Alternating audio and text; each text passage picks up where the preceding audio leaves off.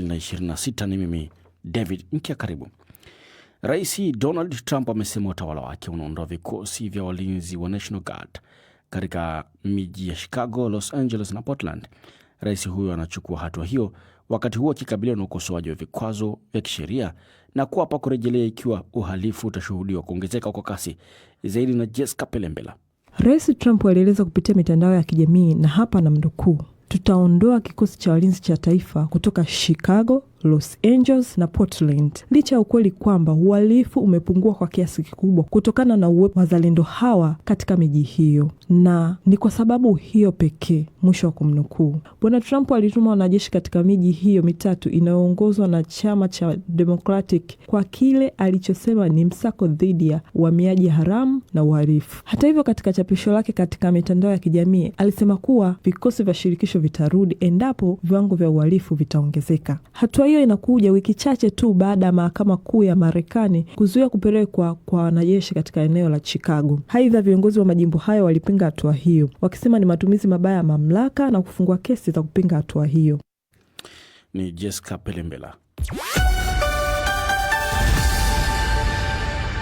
Msikilizaji, mataifa ya Afrika Mashariki yameungana na mengine duniani kote kusherehekea mwaka 2026.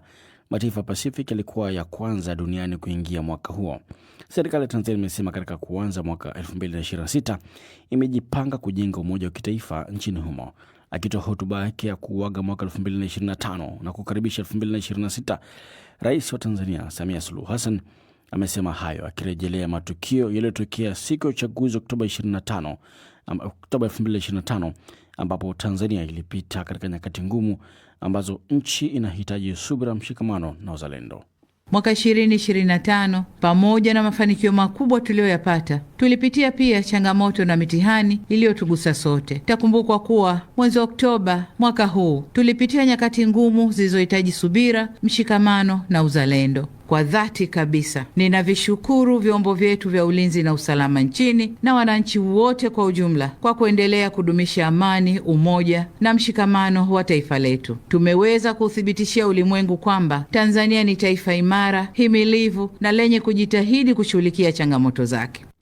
Aidha, amesisitiza Watanzania wanapoendelea kujenga taifa lao wasikubali kugawanyika kiitikadi au kimtizamo.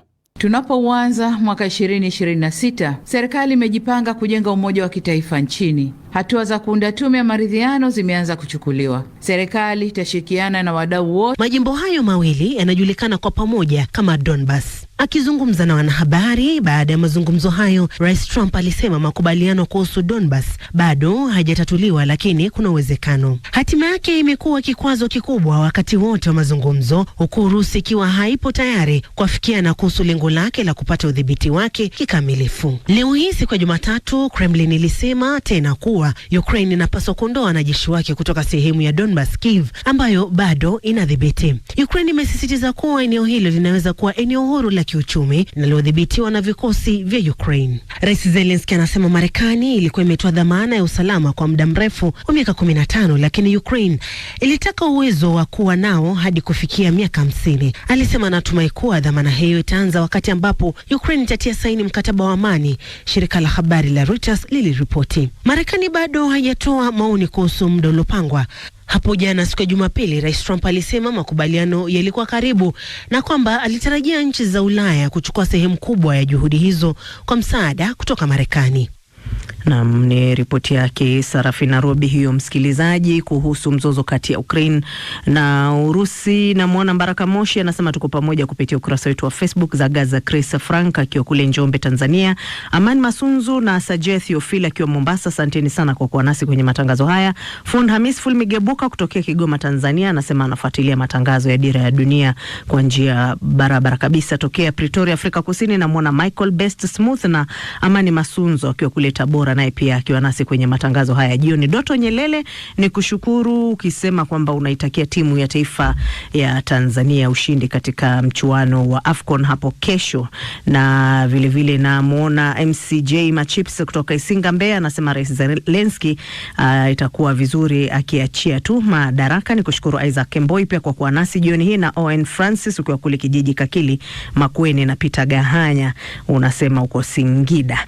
Na sasa msikilizaji, tunaelekea kwa mwandishi wetu Omar Mkambara aliyeko Moroko kuangazia michuano ya